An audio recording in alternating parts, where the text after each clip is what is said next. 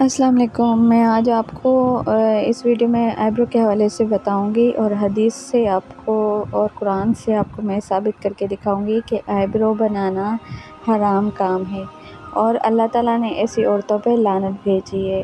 اور لعنت کا مطلب کیا ہوتا ہے؟ مطلب کہ جس میں اللہ تعالیٰ لعنت بھیج دیں، لعنت کا مطلب ہی یہی ہے کہ آپ کو خیر اور بھلائی سے محروم کر دیا جائے، لعنت کا یہ مطلب ہے۔ تو جب اللہ آپ پہ لعنت کرے تو اللہ کی طرف سے خیر اور بھلائی آپ سے روک دی جائے گی، تو ہم ایسا کام کیوں کریں؟ تو میں آپ کو اپنی بات بتاؤں، میں ایک پارلر والی ہوں، میں بیوٹیشین ہوں، میں کام کرتی ہوں پارلر میں، اور میں لوگوں کی آئی برو بناتی تھی اور میں اپنی بھی آئی برو بناتی تھی۔ تو میرے لیے سب سے زیادہ یہ مشکل ایک پارلر والی کے لیے مشکل ہوگا کہ وہ آئی برو بنانے سے اپنے آپ کو بھی روکے اور دوسروں کو بھی روکے۔ یہ ایک میرے لیے بڑا جہاد کا کام تھا، میں اس کو جہاد بھی بولوں گی، لیکن پہلے میں نے خود کی آئی برو بنانا چھوڑی اور پھر میں نے اللہ کی رضا کے لیے دوسروں کی بھی آئی برو بنانا چھوڑ دیے۔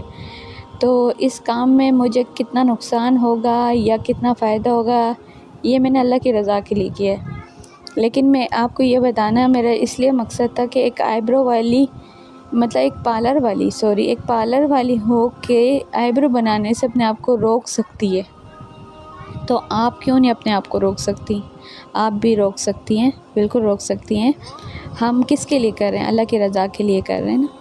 تو آئی برو کے حوالے سے میں آپ کو یہ بتاؤں گی کہ یہ حرام کام ہے جو اللہ تعالیٰ نے منع کیا ہوا ہے، کیونکہ ایک حدیث میں صحیح بخاری مسلم دونوں حدیثوں میں آتا ہے، صحیح حدیث جو ہے بخاری حدیث ہے 4886 میں، یعنی کہ اس میں حدیث ہے، اے مسلمان اور رسول تمہیں جو کچھ دیں لے لیا کرو اور جو تم سے روک لیں اس سے رک جایا کرو۔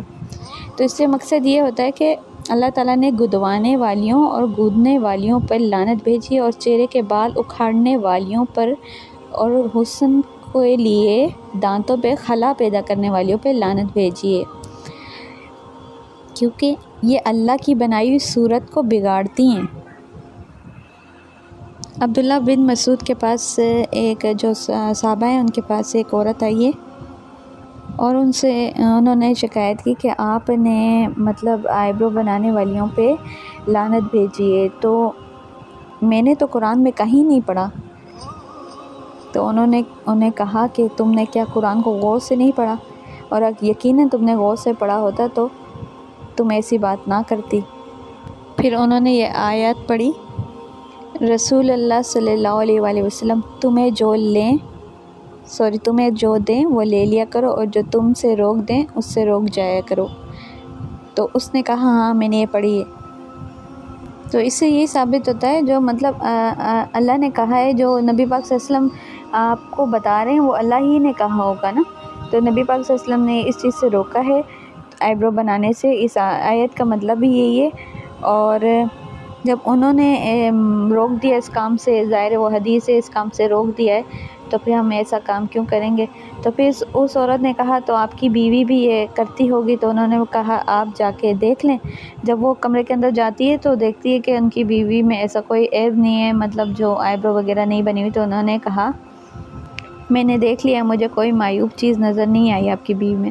تو پھر انہوں نے کہا اگر میری بیوی میں ایسی چیز ہوتی تو اگر اس میں کوئی چیز ہوتی تو وہ عبداللہ بن مسعود کی بیوی نہیں ہوتی۔ تو یہ ایک بات ہے، میں نے اپنے آپ کو خود بھی روکا ہے اس کام سے، اور میری کوشش ہے کہ میں اللہ کی رضا کے لیے دوسروں کو بھی بولوں گی، بلکہ میں نے میرا اپنا پارلر ہے، باقی میں کام جیسا میک اپ وغیرہ اس طرح کے کرتی ہوں جو ہے جائز۔ میں مجھے نہیں معلوم کہ میرے کمائی کا ذریعہ یہی ہے، میں ایک پارلر میں کام کرتی ہوں اور جو میرے سے ہو سکتا ہے میں اپنے آپ کو روک رہی ہوں۔ میرا یہ حدیث پڑھنا میرا کام ہے، میں حدیث پڑھتی ہوں، اس پہ سرچ کرتی ہوں اور قرآن کو ترجمے کے ساتھ پڑھ کے اپنے آپ کو دل کے سکون کے لیے کام کرتی ہوں۔ اور میں چاہتی ہوں کہ جو اسلامی بہنیں جو اس بات کو سمجھتی ہیں کہ اللہ کے نبی اور رسولوں نے کیا پیغام بھیجا ہے، کیا ہم تک پیغام پہنچایا ہے، تو میں خود میری آنکھوں سے جو حدیث گزرتی ہے اور میں اس کو باقاعدہ دل کے ساتھ اس کی مفہوم دیکھ کر پھر میں آپ لوگوں کو ہی بتاتی ہوں۔ تو میرا ساتھ دیں اور آپ لوگ بھی کوشش کیجئے اور مجھے سپورٹ کریں اس چینل کے لیے، تاکہ میرا اس چینل سے کچھ مجھے فائدہ ہو سکے، اور میں یہ پارلر کا کام جو میں کر رہی ہوں اس کو بھی میں چھوڑ دوں، باقی کام جو کر رہی ہوں۔ تو آپ مجھے سپورٹ کریں زیادہ سے زیادہ، اللہ تعالیٰ آپ کو جزائے خیر عطا کرے۔